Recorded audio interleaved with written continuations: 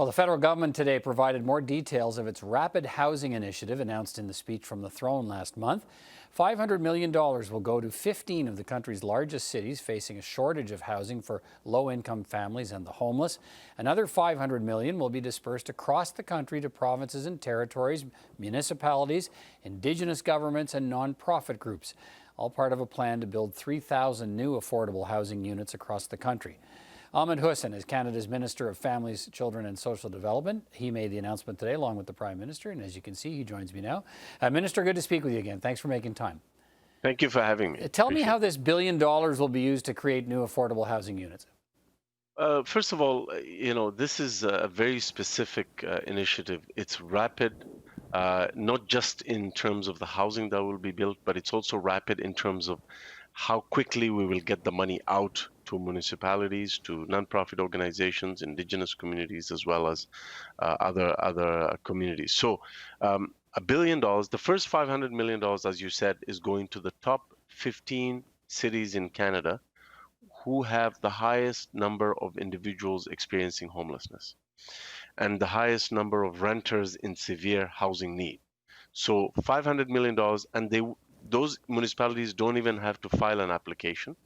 They just have to tell us how they'll deploy that money to build rapid housing quickly, and we'll give them the money very quickly based, again, on a ratio that we've designed together with the Federation of Canadian Municipalities, which is of course, proportional to the number of homeless right. individuals in those municipalities. So to be clear, in terms of stock, we're talking here about repurposing hotels, motels perhaps, that have not been able to make it through the pandemic, rehabbing office buildings even, perhaps that kind of thing?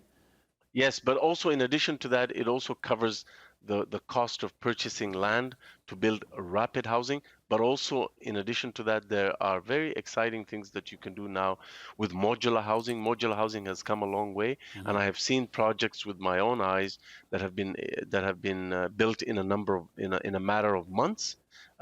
So rapid housing solutions exist, and these municipalities and other communities that were asking us to give them the resources so that they can rapidly build this housing, or as you said, acquire properties, convert them into housing, and house people permanently that we've been able to house temporarily throughout the pandemic. All right. So as I touched on, and you mentioned as well, there are these two streams of $500 million each in funding.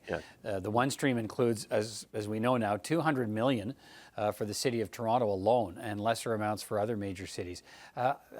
Give me a better sense of how that funding was decided. It took the top 15 cities that have the highest need, that are in most housing need, and also the top 15 cities in Canada that have the largest concentrations of individuals experiencing homelessness. And when you look at it that way, of course, the top city will be Toronto, followed by Vancouver, followed by Montreal, then Ottawa, and then a number of other cities, including Halifax and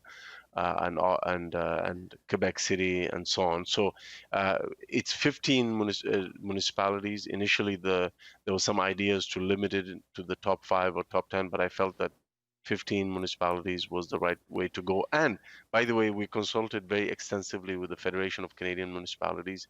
So you see there a really good mix of large urban centers, mid-sized cities, and smaller communities, all represented based on, again, the population. But it doesn't preclude other cities and other NGOs from also applying to the second stream, which is another $500 million. So as long as they can demonstrate that they can build or convert housing into housing that people can move into after 12 months, they will be eligible for this money. I think and it's 100% funding. It's 100% federal contribution. Right. So they don't have to find matching money if they can find the property.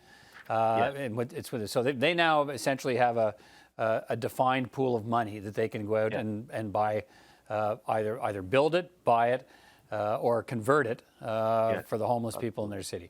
We talked about Toronto, $200 million for Toronto. You said you're hoping this will create 3,000 new affordable housing units across the country. The city of Toronto says it needs 3,000 affordable housing units right now, city of Toronto alone. So how much of a difference do you think this can make? Oh, this will make a big difference. Remember, this is only one part of the larger national housing strategy. We have a $55 billion 10-year strategy, and with this new rapid housing initiative, it's $56 billion. So Toronto has benefited extensively. I was in Toronto on Friday making an announcement uh, where we supported Toronto through the housing innovation funds, and we chipped in just over $8 million to construct a project of 110 units to house homeless individuals in Toronto. So, the national housing strategy is still continuing, but what we are doing with the Rapid Housing Initiative is to respond to the severe increase in the number of homeless individuals as a result of the COVID-19 pandemic. The key timing element here, you touched on it, is a turnaround in 12 months. You want these Yes. projects done in 12 months. Yes. That's still 12 months. We have winter coming, and we have lots of people living on the streets in this country. I mean, do you know of some of these projects that will have new units available before? Yes. Okay. Yes. So before we actually, winter. I'm not sure they can done before we get into winter, but at least sometime in the next couple of months. Yes, absolutely. And the only reason I know that is because a lot of the major cities have already been securing or at least identifying potential motels, hotels, and Right, other in sites. anticipation of this program. Yes, well, first of all, in anticipation, but also even before that, they were always looking for money and resources, but the plan to build rapid housing or to acquire properties was always there, and they were asking us to help them, and we responded through this rapid housing initiative.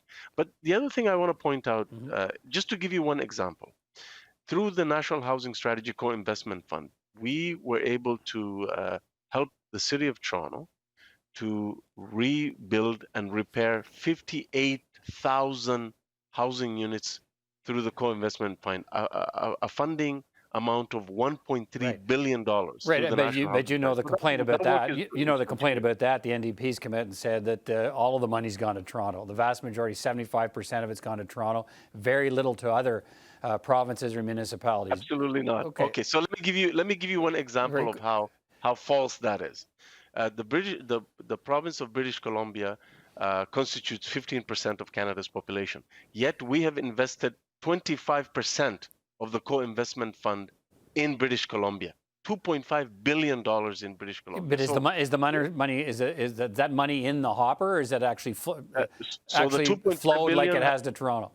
The $2.5 billion has either been spent in British Columbia to create housing or has been committed to real projects. So, and by the way, the NDP was going to spend $60 million as part of their previous campaign platform on Reaching Home. This is the federal anti-homelessness program. Just $60 million for the whole country.